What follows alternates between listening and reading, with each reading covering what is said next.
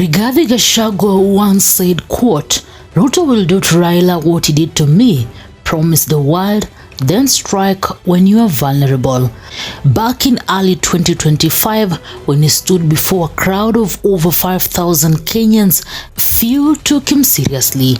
It was the launch of Martha Karua's People's Liberation Party, an event dismissed as political theatre. But now, 8 months later, with Raila Odinga gone and ODM cracking from within, Gachagua's words have returned to haunt Kenya's political elite. Mzee yetu Tinga atamugonga. Hiyo mzee atamuchanganya, wewe utaona. That video, once archived and forgotten, has resurfaced online, gaining over 150,000 new views in just few days. The timing is uncanny. Raila's passing on October 15th has not only plunged the nation into mourning, it has also reopened old wounds and old suspicions. We know that there is politicians like Kahiga, who in the life of Raila Odinga have used him as a bogeyman to scale their own political heights there. But it is shocking that they continue to make Raila a bogeyman in his death. And what I know is that Kahiga does not speak for himself. Kahiga is the spokesperson of Rigathi Gachagua. Let's put this in perspective. October 2023, Rigathi Gachagua warns Mount Kenya against any Raila-Ruto handshake.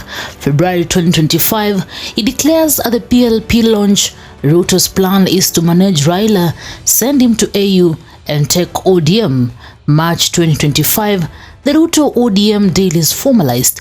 By July, during a US diaspora rally, Gachagua repeats the same words almost verbatim. And then, October 2025, Raila Odinga dies in India. Na aliniambia hii mzee wachia mimi. Siku alikuwa anataka kwenda EU, nikamuuliza agenda yako na hii mzee ni gani? Anasema acha hii mzee nitapanga yeye. Hii mzee nitapanga yeye kidogo kidogo, peleke EU nini nichukue ODM, and I can see it is happening. So wewe bwana Tinga, you are listening to people who have experience with that man. Sababu wewe ni mzee wetu na uliumia. We want to give you a small tip. Huyo mtu achana naye. Mkimalizana utakuja hapo unalia vile sisi tunalia. We know him. Now that is exactly what will happen. So official reports confirm he collapsed during a morning walk at the Sri Daryam Ayurvedic Center, where he was undergoing treatment for diabetes and kidney disease.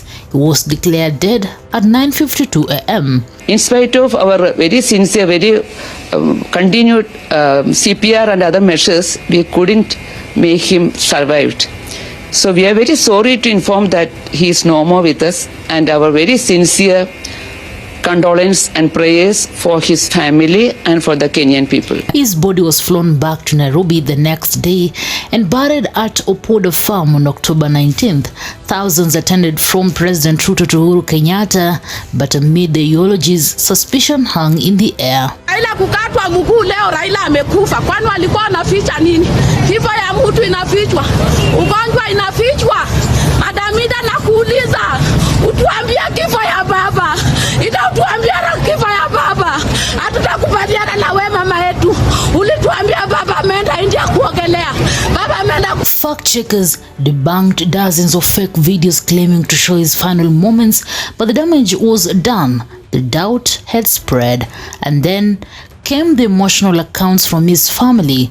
Ruth Odinga, his sister and Kisumu woman rep, recalled the heart-wrenching decision to switch off life support after futile CPR. When I laid him down and I stopped the machines, I said, Kenya has lost. Kenya is lost. She also revealed Raila felt rejected by Gen Z critics who mocked him online, only to mourn him now that he is gone. I want to say something. You are the same people, especially you as a Gen Z, who's telling me about the outpouring of love when he's dead. How about when he had not died and he was well, and you were saying that akufe? He died only knowing you people telling him that you prefer him dead. But Winnie Odinga, his daughter, painted a different picture. He died in my arms, not alone, she said at the Nyayo Stadium funeral. Winnie described his final morning as energetic, 5 laps, strong and cheerful before collapsing. Her parting words, "The king is dead, but long live the crown," sent ripples through ODM's ranks. He died strong, when with dignity and with pride, and you must be proud of that. The king is dead, but long live the crown. The contrast between Ruth and Winnie's versions ignited speculation. Why the differences? Was something being hidden? Of course, hospital logs confirm Raila's cardiac arrest was natural. Yet, in a nation accustomed to political mysteries, facts rarely silence doubt.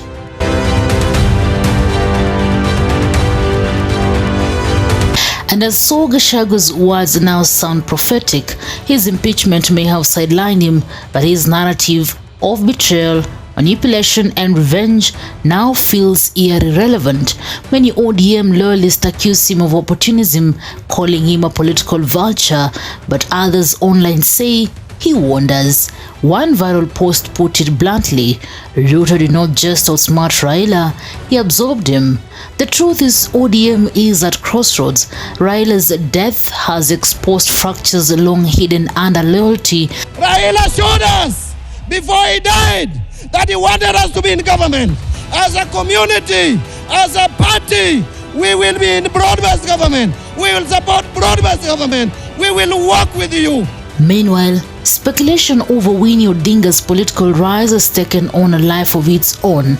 Her fiery tone, her defense of her father's legacy, and her youth made her a lighting rod for a restless generation. Gen Z Kenyans, the same demographic that once ridiculed Raila for selling out to Ruto, are now rediscovering his legacy. As the country continues to mourn the death of Raila Amolo Odinga, Gachagua's warning remains etched in the national conversation. Whether he was predicting the future or shaping it remains unclear. But one thing is certain, Kenya's political chessboard has been reset. ODM must now choose between survival and self-destruction. Na aliniambia hii mzee wachia mimi.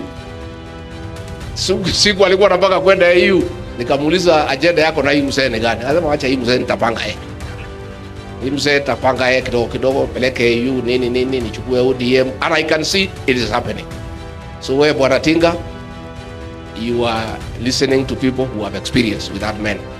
Sababu wewe ni mzee wetu na uliumia, we want to give you a small tip. Huyo mtu achana naye. Mkimalizana utakuja hapo nalia vile sisi tunalia. We know him. Now, that is exactly what will happen. And somewhere in the noise, Raila's prophecy, Gachagua's warning, and the people's grief all converge into one haunting question: who carries the torch without getting burned? Newsroom, Maisha TV, Reader, Kering Chibet.